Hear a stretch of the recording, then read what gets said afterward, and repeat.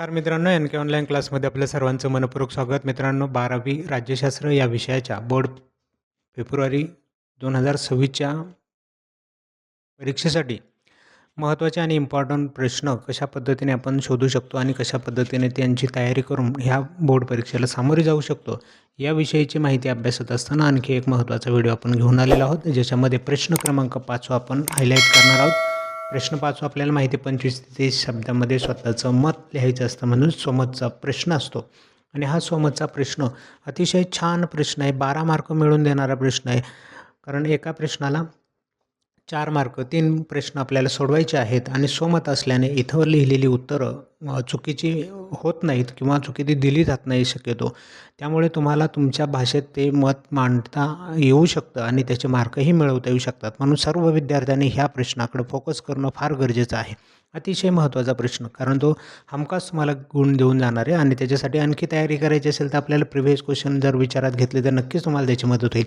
म्हणून मी घेऊन आले ऑक्टोबर 2021 ते 2025पर्यंत झालेल्या सर्व बोर्ड परीक्षेतल्या प्रश्नपत्रिकेमध्ये ह्या प्रश्नात कोणते प्रश्न विचारलेले आहेत आणि ते कसे प्रश्न विचारलेले आहेत याचा आपल्याला अभ्यास करायचा आहे. चला तर मग सुरुवात करूया ऑक्टोबर 2021पासून. मित्रांनो, या प्रश्नपत्रिकेमध्ये प्रश्न विचारलेले होते: जागतिकीकरणामुळे सामाजिक व सांस्कृतिक क्षेत्रात झालेले बदल, त्यानंतर मानवतावादी हस्तक्षेप, 1990 नंतर व्यापार या संकल्पनेत झालेले बदल, देशी संस्थानांचे विलिनीकरण हे स्वतंत्र भारतापुढील प्रमुख आव्हान, आणि 5वा होता भारत चीन संबंध गुंतागुंतीचे आहेत. तर हे प्रश्न एकदा पाहून घ्या.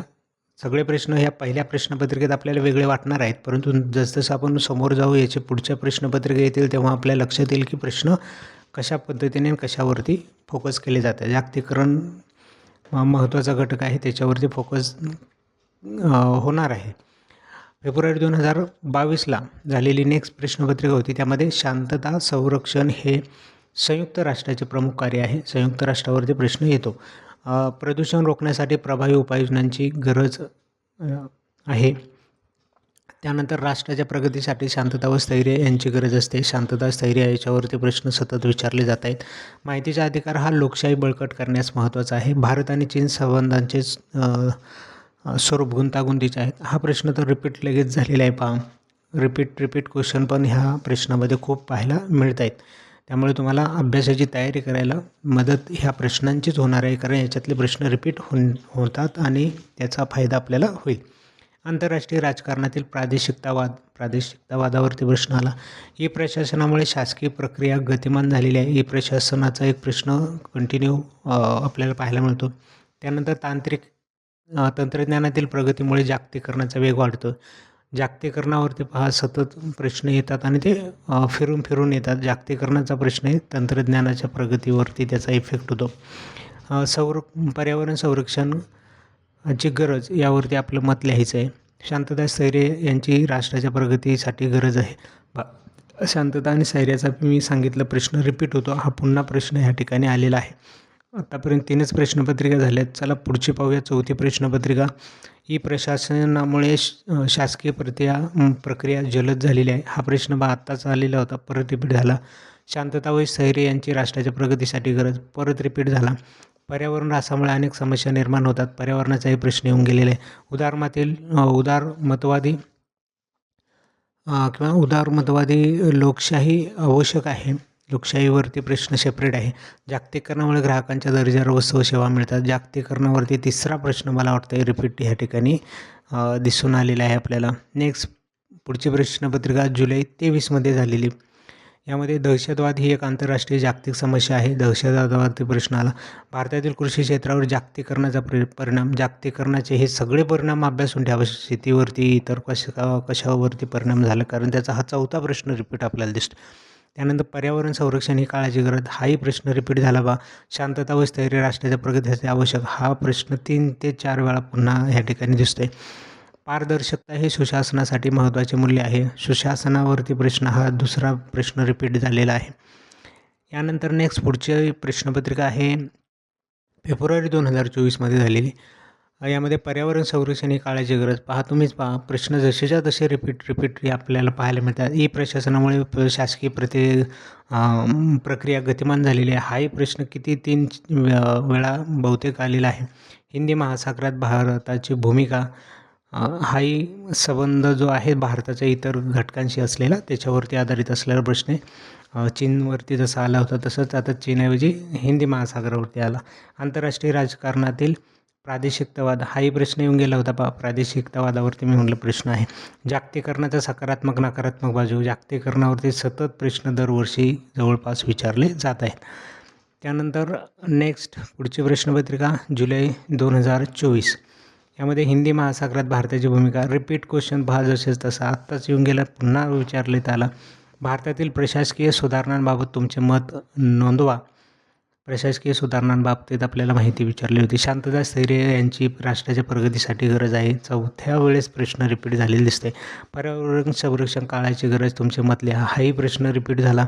जागतिकीकरणामुळे सामाजिक व सांस्कृतिक क्षेत्रात झालेले बदल, जागतिकीकरणाचा प्रश्न रिपीट होतोय पुन्हा म्हणजे ह्या जुलै 2024ला तर हे सर्वच्या सर्व प्रश्न यापूर्वी विचारून झालेले होते. तेच प्रश्न ह्या ठिकाणी विचारले, एकही प्रश्न नवीन नाही.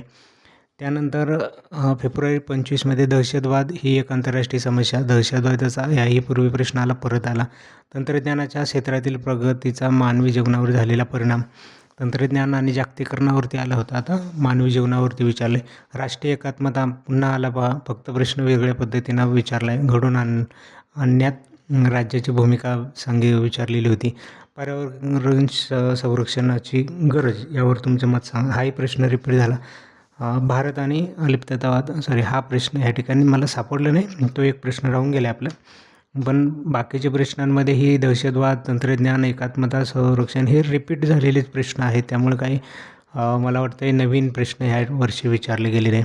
त्यानंतर आता फायनल शेवटी जी प्रश्नपत्रिका बोर्डाची आली ती जुलै 2025मध्ये, आत्ताच्या जुलै महिन्यामध्ये जे रिपीटर मुद्द्यांच्या परीक्षा झाल्या त्यामध्ये ही प्रश्नपत्रिका आपल्याला भेटलेली आहे. तर त्यामध्ये पहा, सॉफ्ट पॉवर याविषयी तुमचे मत उदाहरणांसह स्पष्ट करा. हा प्रश्न रिपीट झाला. मला वाटतं 24मध्ये हा प्रश्न तुम्हाला पाहायला मिळाला असेल, सॉफ्ट पॉवर विषयीचं मत. त्यानंतर सहभागी राज्य समाजासाठी हितकारक आहे, हा प्रश्न नवीन दिसतोय. पर्यावरण ऱ्हास मानवी जीवनास घातक आहे, पर्यावरणाच्या ऱ्हासावरती प्रश्न आहे. ई प्रशासनाने जनतेला जवळ आणलेले आहे, ई प्रशासनावरती प्रश्न म्हणजे हा प्रश्न रिपीट आहे, पर्यावरणाचा प्रश्न रिपीट आहे. त्यानंतर भारत एक उगवती सत्ता, यावर तुमचे मत लिहा. हा प्रश्न तुम्ही कशाही पद्धतीने उत्तर लिहिले तरी मार्क देऊन जाणारा प्रश्न आहे. तुम्ही तुमच्या भाषेत सांगू शकता, भारत एक उगवती म्हणजे प्रगती करणारी महत्त्वाची सत्ता म्हणून पुढे येत आहे, त्याच्यावरती तुम्ही मत मांडू शकता.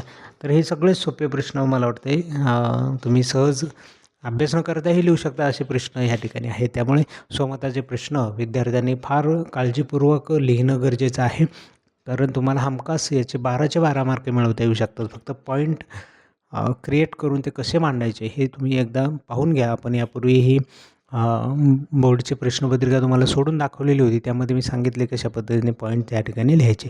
चला तर मग आजचा व्हिडिओ या ठिकाणी थांबूया, भेटूया पुढच्या नवीन व्हिडिओमध्ये अशाच प्रकारे इतर राहिलेल्या प्रश्नांच्या सोबत. त्याचबरोबर तुम्हाला हा व्हिडिओ आवडला असेल तर नक्की आपल्या मित्रांना शेअर करा, लाईक करा आणि चॅनल सबस्क्राईब करून घ्या, जेणेकरून यापुढचे जे काही बोर्ड संदर्भात आपण व्हिडिओ अपलोड करत आहोत ते सर्व व्हिडिओ तुम्हाला पाहायला मिळतील. एक एक विषय आपण ह्या ठिकाणी अशा पद्धतीने विचारात घेणार आहोत आणि नंतर फायनली तुम्हाला याच्यातून काही इम्पॉर्टंट महत्त्वाचे प्रश्न दिले जातील, त्यांचा अभ्यास केला तर नक्की तुम्हाला बोर्डमध्ये त्याचा उपयोग होईल. चला तर मग आजचा व्हिडिओ या ठिकाणी थांबूया, भेटूया पुढच्या नवीन व्हिडिओमध्ये.